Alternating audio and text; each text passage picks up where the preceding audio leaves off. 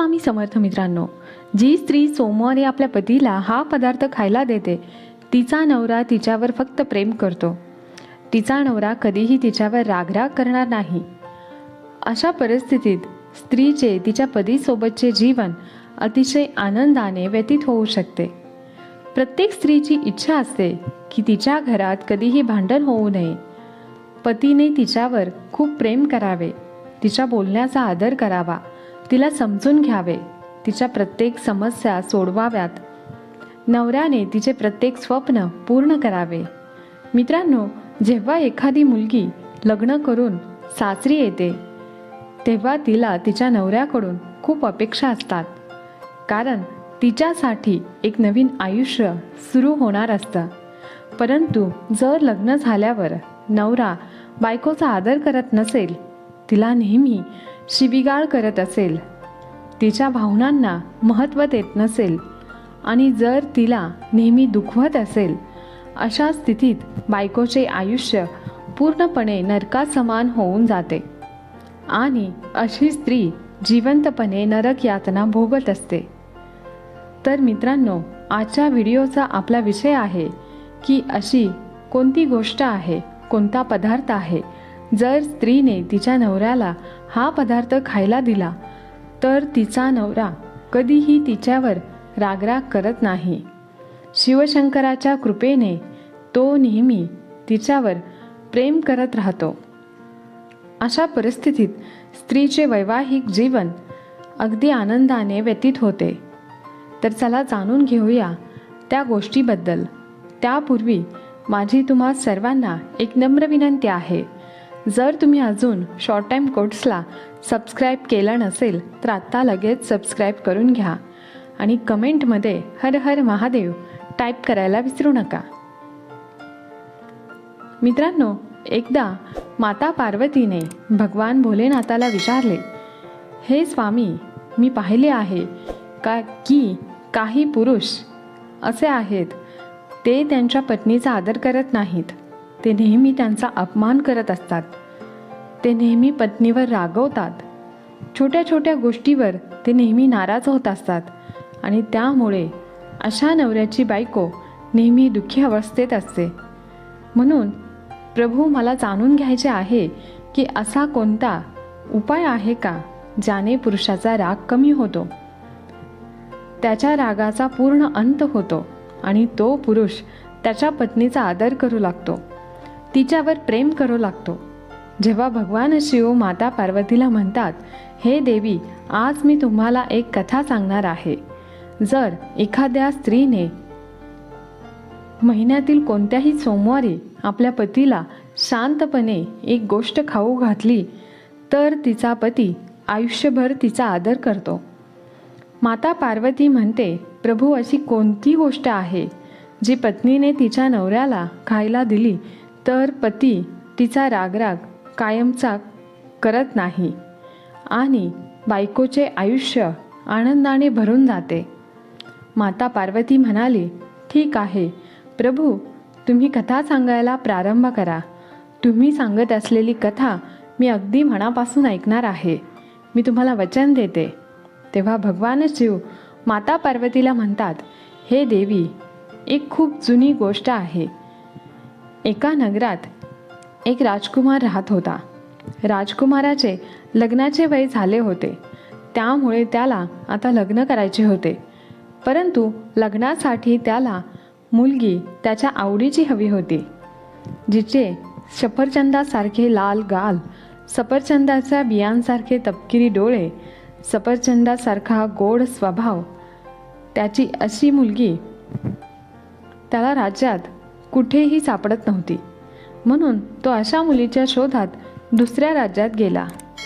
3 दिवस 3 रात्री अखंड स्वारी करत राजकुमार एका ठिकाणी पोहोचला. लहान झाडांची रांग होती. त्या रांगेत एका झुडपाखाली एक केसाळ पाय चिकटला होता.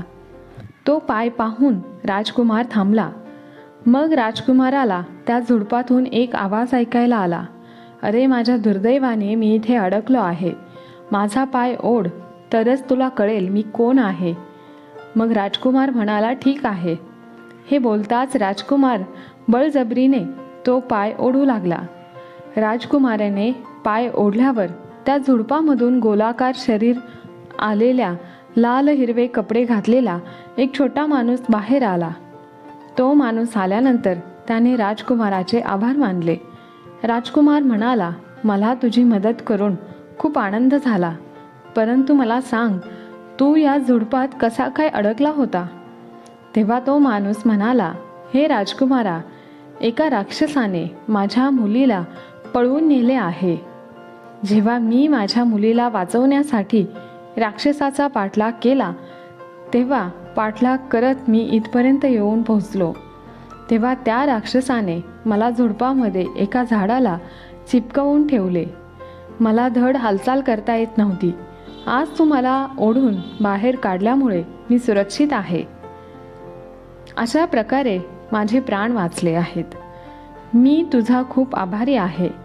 त्यानंतर राजपुत्राने विचारले, तुला माहीत आहे का राक्षसाने तुझ्या मुलीला कुठे घेऊन गेला आहे? तेव्हा तो माणूस म्हणाला, त्या राक्षसाने माझ्या मुलीला एका बोट आणि अंगठ्यामध्ये दाबले आणि त्या मुलीला तो घेऊन राक्षस इथून उडून गेला. मी हा सर्व प्रकार फक्त पाहतच राहिलो. माझा तर श्वासच कोंडला होता. माझ्या तोंडातून एक शब्द निघत नव्हता. काय करावं मला सुचत नव्हतं. तेव्हा राजकुमार म्हणाला, हे फार वाईट झाले. तो तुझ्या मुलीला कुठे घेऊन गेला? तो माणूस राजकुमाराला म्हणाला, राजकुमारा, त्या राक्षसाने माझ्या मुलीला छोट्या डोंगराच्या पलीकडे बांधलेल्या दरवाजाच्या पलीकडे नेले आहे, जिथे एक उपाशी कुत्रा, थकलेली चेटकीन आणि त्यांच्या पुढे एक डोंगर असून त्याला एक खूप मोठा दरवाजा आहे. तेव्हा भगवान शिव माता पार्वतीला म्हणतात, हे देवी पार्वती, त्या माणसाने राजपुत्राला सर्व काही सांगितल्याबरोबर राजपुत्र म्हणाला, जर त्या राक्षसाने तुमच्या मुलीला त्या दरवाजाच्या पलीकडे नेले असेल तर काळजी करू नका. मी लगेच जाऊन तुमच्या मुलीला परत आणतो. पण एक सांगा, तुमची मुलगी कशी दिसते? जर मला कळले की ती मुलगी अशी दिसते तर मला तिला ओळखणे खूप सोपे होईल आणि मी तुमच्या मुलीला तुमच्याकडे परत आणू शकेल. राजपुत्राचे बोलणे ऐकून तो माणूस म्हणाला, हे राजकुमारा, माझ्या मुलीचे गाल सफरचंदासारखे लाल आहेत. तिचे डोळे सफरचंदाच्या बियासारखे तपकिरी आहेत. तिचा स्वभाव सफरचंदासारखा गोड आहे. भगवान शिव म्हणतात, पार्वती, राजकुमारही अशाच मुलीच्या शोधात होता. त्या माणसाचे बोलणे ऐकून राजकुमार अजिबात थांबू शकला नाही. आता तुम्ही काळजी करू नका, मी अशाच मुलीचा शोध घेत होतो. त्यानंतर राजकुमार ताबडतोब घोड्यावर स्वार झाला. मुलीचा शोधात निघाला. मुलीला शोधत शोधत राजकुमार जंगलात खूप दूर गेला होता, परंतु त्याला राक्षसाचे लपण्याचे ठिकाण सापडले नाही. तो एका तलावाच्या काठी खोल विचारात बसला. तेवढ्यात एक साधू उन्हात भटकत त्याच तलावाच्या काठी आले होते. साधू भगवान श्री हरी विष्णू यांचे उपासक होते. तेव्हा त्या साधू महाराजांनी राजकुमाराला खूप काळजीत पाहिले. ते साधू राजकुमाराजवळ गेले आणि राजकुमाराला विचारले, बाळा, खूप काळजीत आहेस, काय झाले आहे? साधू महाराज राजकुमाराजवळ जाऊन विचारतात, तू इतक्या काळजीत का दिसत आहे? तुझी अडचण काय आहे? साधू महाराजांचे म्हणणे ऐकून राजपुत्र महाराजांना म्हणाला, इथल्या जंगलात कुठेतरी एक राक्षस राहतो. तो एका मुलीला पळवून घेऊन गेला आहे. मला तिथे पोहोचायचे आहे, पण तिथे मी कसा पोहोचू मला समजत नाही. मी त्याचे लपण्याचे ठिकाण शोधून शोधून थकलो आहे, पण मला अजूनही ते सापडले नाही. तेव्हा त्या राक्षसाचे ठिकाण कसे शोधावे याचाच विचार करत मी इथे बसलो आहे.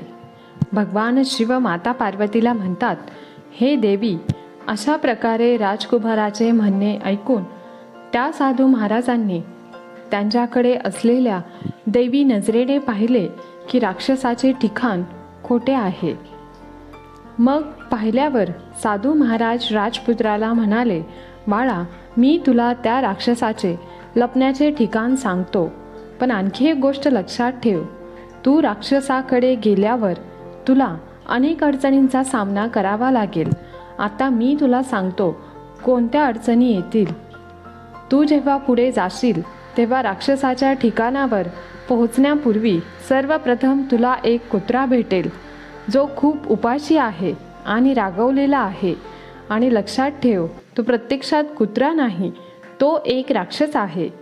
राक्षस कुत्रा बनून त्या मोठ्या राक्षसाचे, म्हणजे ज्याने तू शोधत असलेल्या मुलीला पळवून नेले, त्याचे रक्षण करत असतो. जर कोणी त्या गुप्त ठिकाणी प्रवेश करण्याचा प्रयत्न केला तर तो कुत्रा त्याच्यावर हल्ला करून त्याला ठार मारतो. नंतर तू पुढे जाशील तेव्हा तुला एक चेटकीण भेटेल, जिला माणूस पाहून इतका राग येतो ती रागाने लाल होऊन समोरच्या माणसाला मारून खाऊन टाकते. मग पुढे गेल्यावर तुला दरवाजा दिसेल. तो प्रत्यक्षात दरवाजा नाही, तो सुद्धा एक राक्षस आहे.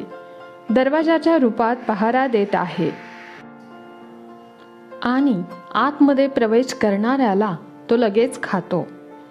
भगवान शिव माता पार्वतीला म्हणतात, हे देवी, पुढे साधू म्हणाले त्या राजपुत्राला की बाळा, जर तुला या तिघांच्या रागापासून स्वतःला वाचवायचे असेल, रागावर नियंत्रण ठेवायचे असेल, राग संपवायचा असेल, तर तुला एक गोष्ट तुझ्याजवळ ठेवावी लागेल. आणि जेव्हा ते तुझ्यावर रागवतील तेव्हा तू त्यांना असं सांग की माझ्यावर रागवू नका, मी तुम्हाला काही प्यायला देणार आहे, ते प्यायल्यानंतर तुम्ही अमर व्हाल. मग तू ती गोष्ट त्यांना द्यावी. ती गोष्ट तुला सांगणार आहे. जेव्हा तू त्यांना ती गोष्ट प्यायला देशील तेव्हा त्या वस्तूच्या प्रभावामुळे ते लोक तुझे गुलाम बनतील. तू जसं सांगशील तसंच वागतील, आनंदाने तुला पुढे जाण्याचा मार्ग देतील आणि तुझ्याशी मैत्रीपूर्व वागतील.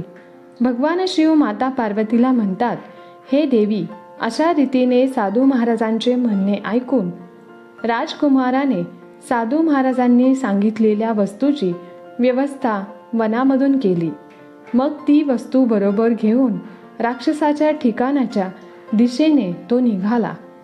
राजकुमार वाऱ्याच्या वेगाने घोडा पळवत होता, पुढे चालला होता. परंतु इतक्यात राजकुमाराच्या घोड्यासमोर एक कुत्रा आला. तो कुत्रा घोड्यासमोर येऊन भुंकायला लागला. राजकुमाराला म्हणू लागला, राजकुमारा, तू कुठे चालला आहेस? लक्षात ठेव, तू पुढे जाण्याचा प्रयत्न जरी केला तरी मी तुला खाऊन टाकेल. मित्रांनो, तेव्हा इथे राजकुमाराने साधू महाराजांनी सांगितलेली गोष्ट बाहेर काढली. मग कुत्र्याला म्हणाला, मी तुला असे पेय देणार आहे ज्याने तू नंतर अमर होशील.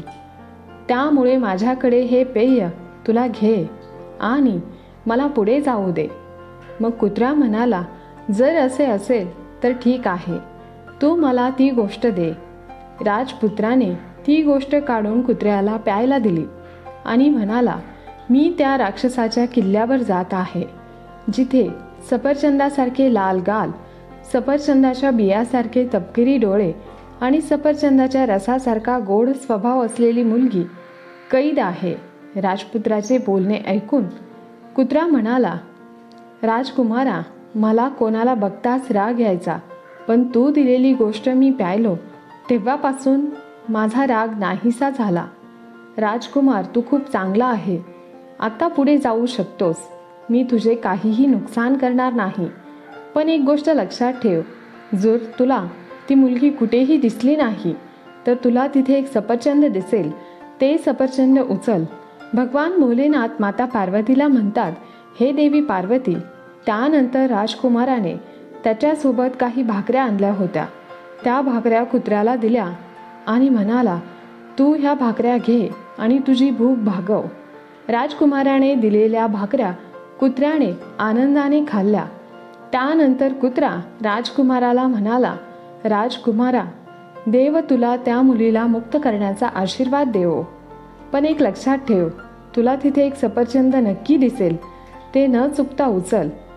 अशा प्रकारे कुत्र्यासोबत बोलल्यानंतर राजकुमार घोडस्वार होऊन पुढे निघाला. आता राजकुमार त्या घराजवळ गेला. चेटकीन भेटली. तेव्हा चेटकीन म्हणाली, राजकुमारा सावध हो, पुढे गेला तर मी तुला जिवंत खाऊन टाकील. राजकुमार त्या चेटकिनीला म्हणाला, तू मला मारू नकोस. माझ्याकडे एक पेय आहे. ते पेय तू प्यायलीस तर तुझा राग शांत होईल, तू अमर होशील. चेटकीन राजकुमाराला म्हणाली, ठीक आहे. राजकुमाराने त्या चेटकिनीला त्याच्याजवळ असलेले पेय दिले. ते पेय प्यायल्यावर चेटकिनीचा राग पूर्णपणे शांत झाला. राजकुमाराला विचारू लागली, तू कुठे चालला आहेस? राजपुत्राने उत्तर दिले, मी राक्षसाच्या किल्ल्यावर राक्षसाने कैद केलेल्या मुलीला घेऊन यायला चाललो आहे. तेव्हा चेटकिनीने ते पेय पिऊन राजकुमाराला म्हणते, तू पुढे जाऊ शकतोस. मी तुला कोणतीही इजा करणार नाही. चेटकिनीने पुढे जाण्याची परवानगी दिल्यामुळे राजकुमार आनंदित झाला व राजकुमाराने त्या चेटकिनीला एक घोंगडी दिली. ती घोंगडी तिच्या अंगावरती गुंडाळली आणि ती म्हणाली, राजकुमार, तू खूप चांगला आहेस. मी तुला इजा करणार नाही. तू इथून पुढे जाऊ शकतोस. देव तुला त्या मुलीची सुटका करण्यात यश देवो. पण लक्षात ठेव, तुला जर मुलगी सापडली नाही तर तू तिथे ठेवलेला एक सफरचंद असेल, ते सफरचंद नक्की घे. भगवान भोलेनाथ माता पार्वतीला म्हणतात, हे देवी पार्वती. अशा प्रकारे राजकुमार चेटकीनच्या घराजवळून पुढे जातो. तो वाऱ्याच्या वेगाने त्या मुलीचा शोध घेत पुढे निघाला. मग तो एका घराजवळ आला आणि राक्षसाच्या रूपात उभा होता तो दरवाजा. राजकुमाराला पाहून म्हणाला, अरे ये राजकुमारा, सावध रहा. तू एक जरी पाऊल पुढे टाकले तरी मी तुला खाऊन टाकील. राजकुमार सुद्धा दरवाजाच्या स्वरूपात राक्षसाला म्हणाला, तू मला मारू नको. माझ्याकडे एक पेय आहे. तू ते पे आणि ते पेय प्यायल्यानंतर तू अमर होशील. तो दरवाजा म्हणाला, अरे असे गोष्ट असेल तर माझ्यासाठी खूपच उत्तम आहे. तू लवकर मला ते पेय दे. राजकुमाराच्या जवळ असलेली वस्तू दरवाजाच्या रूपात असलेल्या राक्षसाला त्याने प्यायला दिली. ती वस्तू प्यायल्याबरोबर दरवाजाचा राग पूर्ण शांत झाला. त्यानंतर दरवाजा रूपी राक्षसाने राजकुमाराला विचारले, तू कुठे चालला आहे? राजकुमाराने सांगितले, राजाने कैद केलेल्या मुलीला आणण्यासाठी मी चाललो आहे. दरवाजाचा राग शांत झाला, परंतु त्या दरवाजाला गंज चढला होता. त्यामुळे राजकुमाराने दरवाजाचा गंज साफ केला. त्यामुळे दरवाजा आनंदी झाला. म्हणाला, जा राजकुमारा, तू त्या मुलीची सुटका कर. पण एक गोष्ट लक्षात ठेव, तुला तिथे एक सफरचंद दिसेल, ते नक्की उचल. अशा प्रकारे राजकुमाराचा दरवाजातून पुढे निघाला. घोड्यावर बसून राजकुमार भरधाव वेगाने राक्षसाच्या किल्ल्यापर्यंत पोहोचला. थेट त्या घोड्याजवळ बसून पायऱ्या चढून वर गेला. किल्ल्यावर पोहोचल्यावर राजकुमाराला एक राक्षस दिसला नाही व ती मुलगीही दिसली नाही. मग तो राजकुमार पुढे गेला. त्याला तिथे कोणीही दिसले नाही. नंतर राजपुत्र स्वयंपाकघरात गेला. तिथेही त्याला कोणीही दिसले नाही. राक्षस दिसला नाही किंवा मुलगी दिसली नाही. त्यानंतर राक्षसाच्या बेडरूममध्ये पोहोचला. तिथे त्याला घोरण्याचा आवाज आला. त्याने आत डोकावून पाहिले तर राक्षस गाढ झोपला होता. जवळ एका ताटात एक सफरचंद ठेवले होते. मग राजपुत्राला सर्वांनी सांगितलेल्या गोष्टी आठवल्या. जर तुला ती मुलगी दिसली नाही तर तुला तिथे ठेवलेले सफरचंद नक्कीच दिसेल. तू ते न चुकता उचल. भगवान भोलेनाथ माता पार्वतीला म्हणतात, हे देवी पार्वती. मग राजकुमाराने ते सफरचंद उचलण्याचा प्रयत्न करताच सफरचंद एका मुलीत बदलले की ती मुलगी खूप सुंदर अशी होती. ती रडत रडत राजकुमाराला म्हणाली, हे राजकुमारा, मला वाचव, मला इथून घेऊन चला. राजकुमार म्हणाला, आता तू काळजी करू नकोस, लवकरच तू माझ्याजवळ येणार आहे. माझा घोडा खाली उभा आहे. त्यानंतर राजकुमार मुलीला घोड्यावर बसवले आणि तेथून पळू लागला. परंतु इकडे राक्षसाला जाग आली होती. राक्षस ओरडला, अरे दरवाजा, त्याला लवकर थांबव. तेव्हा दरवाजा म्हणाला, मी त्याला थांबवणार नाही. त्याने माझ्या बिजागऱ्या साफ केल्या आहेत, त्यामुळे मला आता कोणताही त्रास होत नाही. त्यामुळे मी त्याला थांबवणार नाही. राजकुमार पुढे जाण्याचा प्रयत्न करू लागला. नंतर राजकुमार मुलीला घेऊन चेटकिनीच्या घराजवळ पोहोचला. इकडे तो राक्षस राजपुत्राच्या मागे धावत आला होता.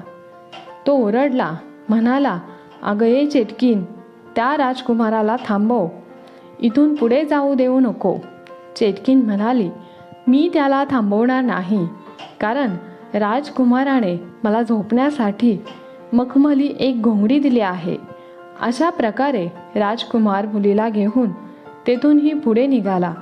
घोड्यावर बसलेली मुलगी व ते दोघेजण जाऊ लागले. राजकुमार मुलीला घेऊन पुढे गेला. देवी पार्वती सर्वांनी राजकुमाराला साथ दिली. कोणीही थांबवले नाही. आणि जेव्हा राक्षस राजकुमाराच्या मागे येऊ लागला तेव्हा कुत्र्याने राक्षसाच्या पायाचा चावा घेतला आणि त्याला पकडले. मुलीचे वडील एका झाडापाठीमागे लपून बसलेल्या झुडपाजवळ पोहोचले आणि राजकुमार धावतच राहिला. घोड्याचा आवाज ऐकून तो माणूस बाहेर आला. त्याचे पाय धरून त्याला बाहेर काढले. आपली मुलगी मिळाली. त्याला खूप आनंद झाला. राजपुत्राच्या सांगण्यावरून त्या मुलीचे राजकुमाराबरोबर लग्न लावून दिले. अशा प्रकारे राजकुमाराला त्याची आवडती त्याची पत्नी मिळाली. तेव्हा भगवान भोलेनाथ म्हणतात, हे देवी पार्वती, अशा प्रकारे दोघेही नवरा बायको आनंदाने जीवन जगत होते. वाईट संगतीला लागलं की वाईट माणूस होतो. राजकुमाराला पत्नीचा खूप राग येऊ लागतो. तिच्यावर अत्याचार करू लागतो. राजकुमाराचा स्वभाव संतप्त झाला होता. हा सर्व प्रकार पाहून राजकुमाराची बायको खूप अस्वस्थ झाली. तिला तिच्या पतीकडून तिला त्रास होऊ लागला. काळजीने ती रात्रंदिवस काळजीत असायची. कशामुळे स्वभाव बदलेल हे काही कळत नव्हते. तेव्हा ते साधू एके दिवशी राजकुमाराच्या दारात भिक्षा मागायला आले. राजकुमारासह पत्नीने साधूला भिक्षा दिली. परंतु त्या मुलीच्या चेहऱ्यावर दुःख पाहून त्यांना कळले की ही मुलगी कुठल्या तरी काळजीत आहे.